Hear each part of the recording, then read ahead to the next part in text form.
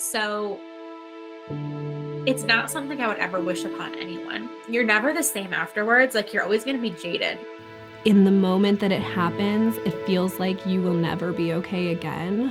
So many emotions, and a lot of times it can feel like, how do you experience joy? Your life changes. You have to adapt to a new normal. You know, there's certainly some really dark days. Some days I was like, okay, like I'm okay. Other days and I was okay, and then I was like, well, why am I okay? Like, I should still be sad. And then other days I was a complete like wreck. I wish someone would have just said to me that it was okay. People don't realize is that we just didn't lose a life, we lost a lifetime. I can't do it.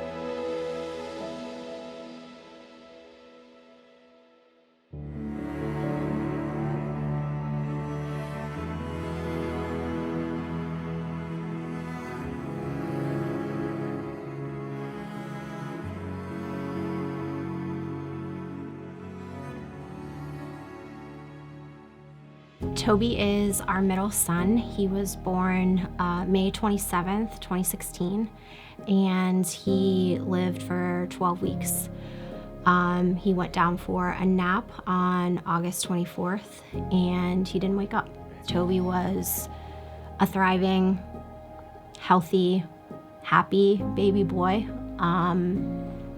He had the brightest blue eyes, and he smiled all the time. He was a baby that was very content and didn't fuss a lot. He didn't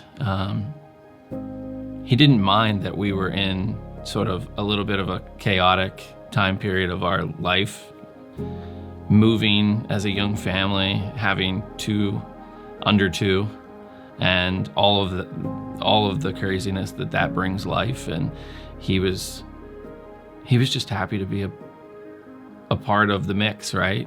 He laughed at his older brother, Lucas, and he loved just being around people.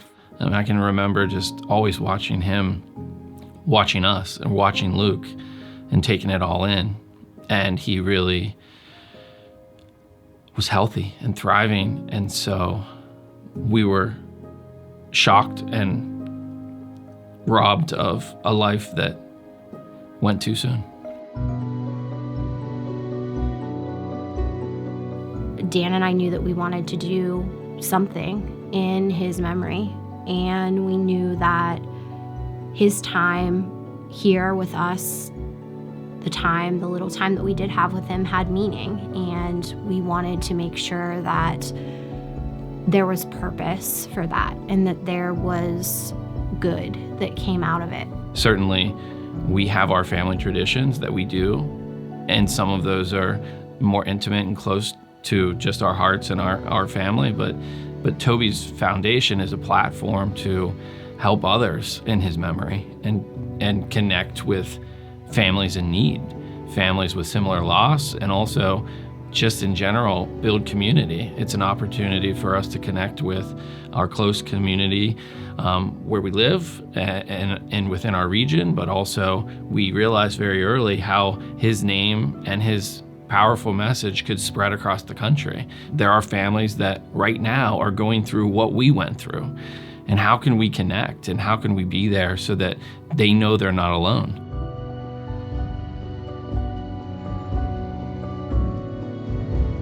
You know, we're nearly 7 years into grief, and we still have really hard days. There's still really hard days, and they're not always the days that you think that they are or would be. And, you know, through this process, we have sat with a lot of families who are early on in grief, and they kind of look at us and say, well, you guys are, 4, 5, 6 years out. And for me, that's just an opportunity to really continue to talk about how to grieve in a healthy way, how to continue to grow with your family, with your spouse, significant other, with your children, if you have other children, and with your family and extended family, and making sure that you're dealing with grief and you're building a community of people around you that can help you, and you have the tools to help you deal with this throughout your entire lifetime.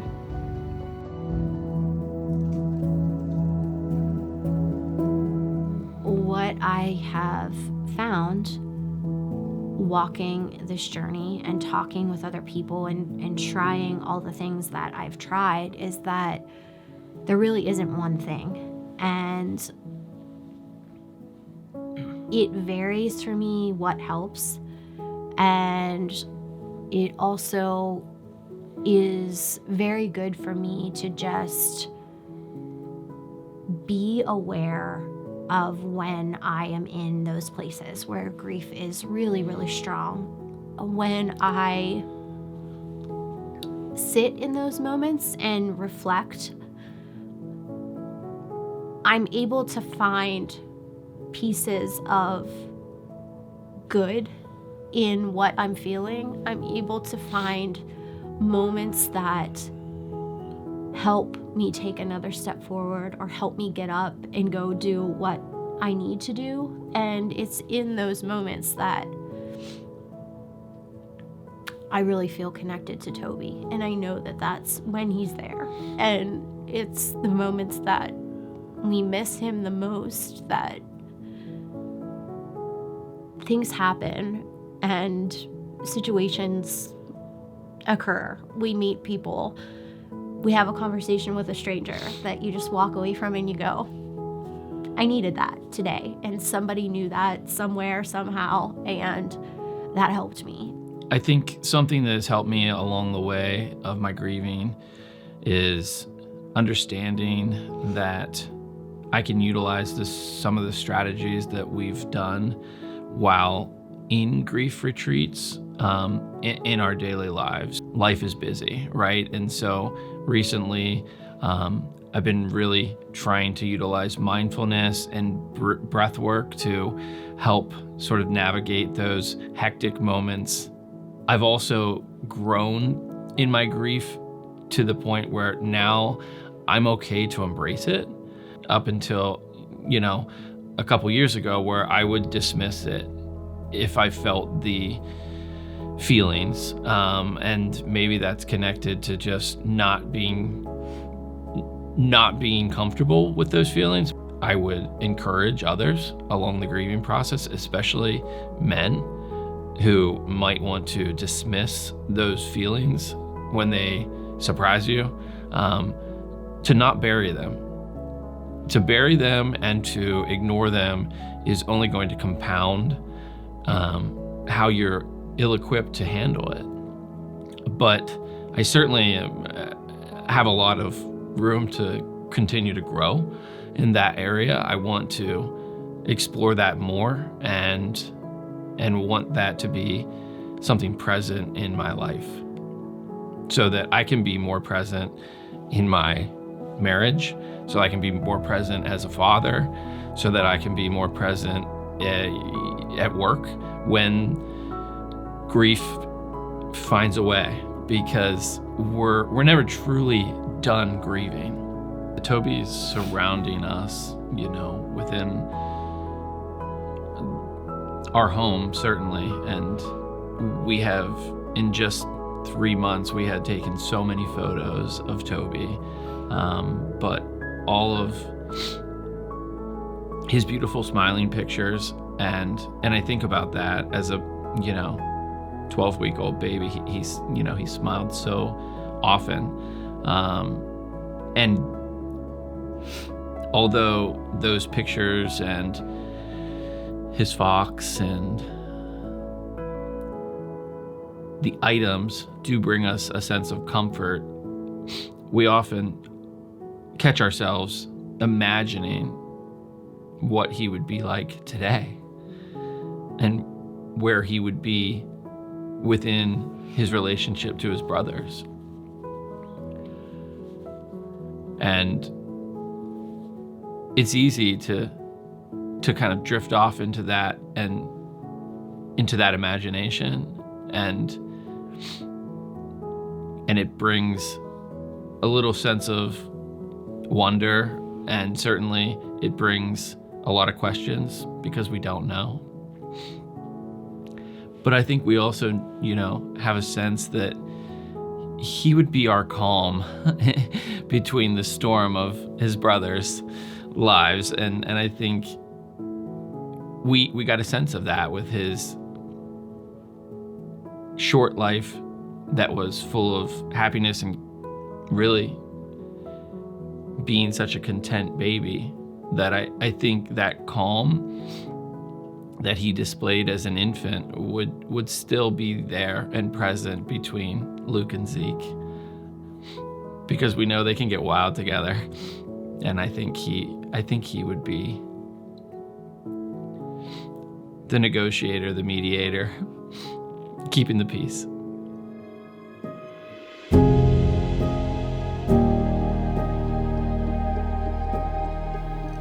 I feel like something that I wish I was told in the beginning: you don't have to listen to everything that is said to you along the way.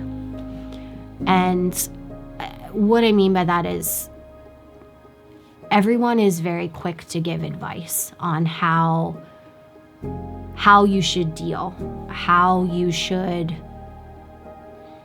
continue with your life, how quickly you go back to work, how quickly can you go to the grocery store and be okay to make it through there. And for those first months of my grief, it took me probably 6 weeks before I could go back into the grocery store, just because I didn't want anybody to see me, because I didn't want anybody to ask me any questions about where was Toby and why wasn't he with me, or how was he doing.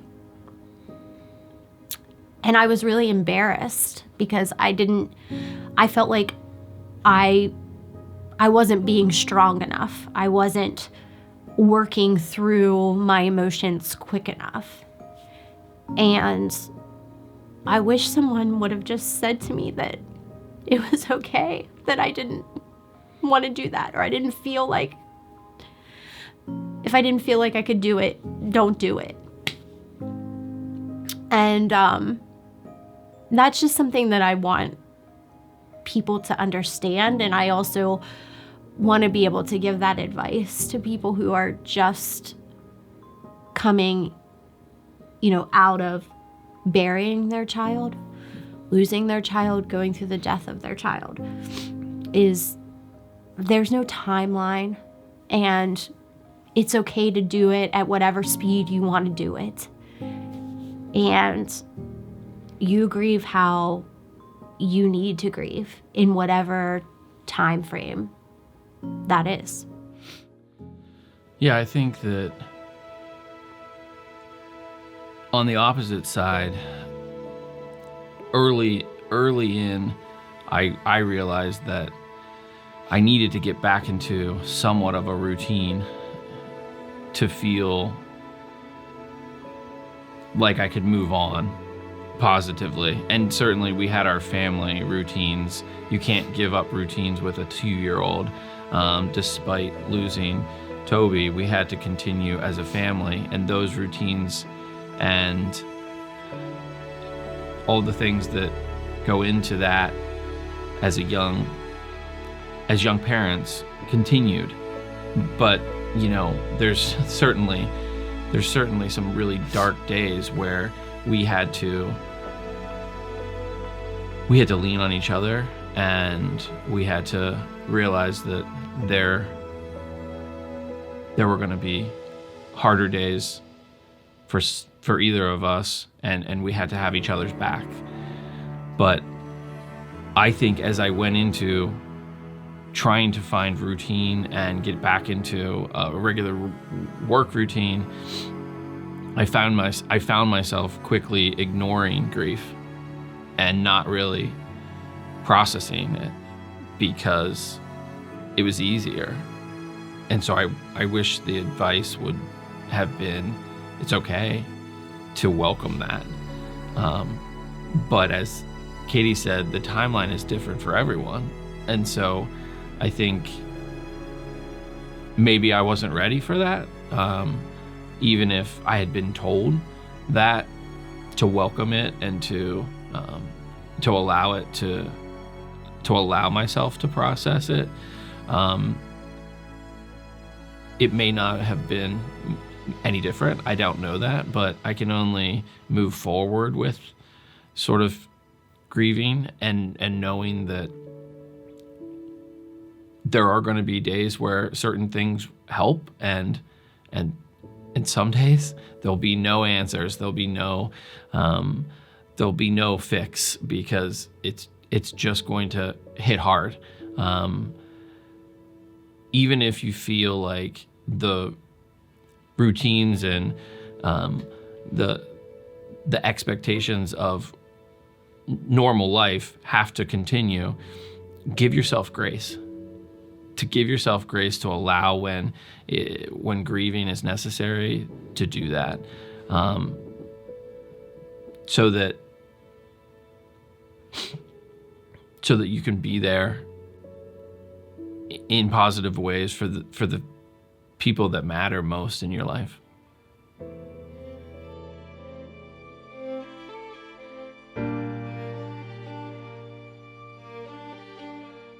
Oftentimes people don't want to talk about it because they feel like it's going to hurt you or it's going to make you sad. And I've had people say that to me before, and my response has been, I'm sad all the time when I talk about him, and that doesn't mean that I live in sadness. It's just, it's sad. It's heartbreaking that he is not here. But I would rather you ask me about Toby. I would rather you say to me, tell me something about Toby, or tell me something that you remember about him, or how are you feeling today when thinking about Toby. Anything along those lines, and just talk about him versus not saying anything at all. Because quite honestly, not saying anything at all hurts worse than actually having someone ask you something and being able to talk about him. That's now too. We talked about being nearly 7 years from when Toby died, and there's still times now where I feel like I walk away from a conversation and I feel really sad because I feel like people have forgotten him. And as his mom, I feel like it was my job to protect him, and I couldn't protect him, and I couldn't keep him alive. So it's my job now to make sure that his memory lives on and that people don't forget him. And so I just feel like the people that take a moment and ask, it's just really important to families that are grieving.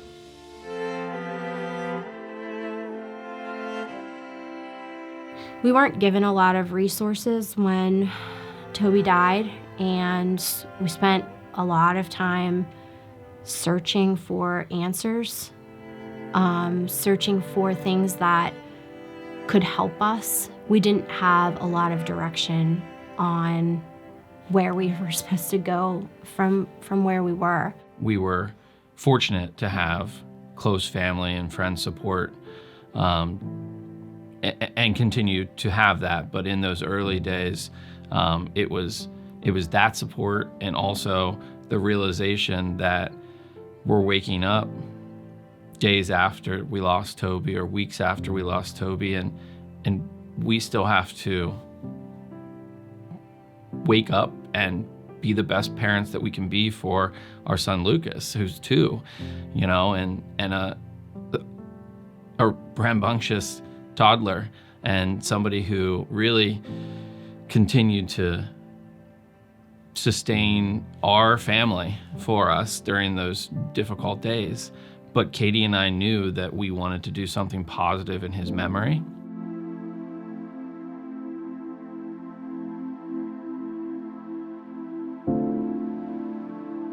So I had a dream about 5 years ago, and I just sort of had this aha moment on my walk through grief. And I thought, we need something here locally in Western Pennsylvania. We need something that will help families that are not only here locally, but that will provide a safe haven for families that go through grief, no matter where they are. We realized that we needed to take a step back and sort of walk this journey. And through that process, Dan and I spent time traveling to other retreats across the country to not only participate in them as grieving parents, but to also lean into the conversation of what was happening. Meeting parents of loss, there's an instant bond that any parent who's lost a child will tell you.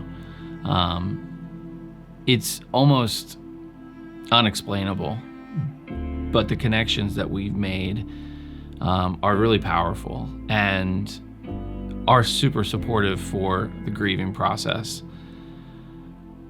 It allows you to confirm that it's okay to have the feelings that we have. It confirms that we're not alone. And we've met so many other parents that certainly have similar stories of loss, but are all unique to their circumstances. But along that journey, there's a compassion and a restored faith for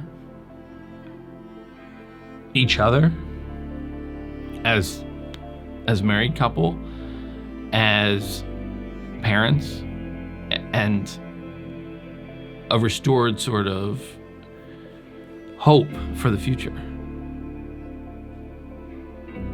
And I think that's one of the sort of biggest takeaways that I get through the grief retreat process is blocking out all the other distractions in life that we are all consumed with, and really making sure that we're mindful and present with each other and Toby and our grieving, so that it can continue to support his foundation, but also our healing. We want to provide that opportunity for others and know that that's such a critical piece of this process. And so, when Katie first shared that idea that we would start that journey and possibly one day create this, I have faith that it could happen and that it will happen, and the wheels are in motion.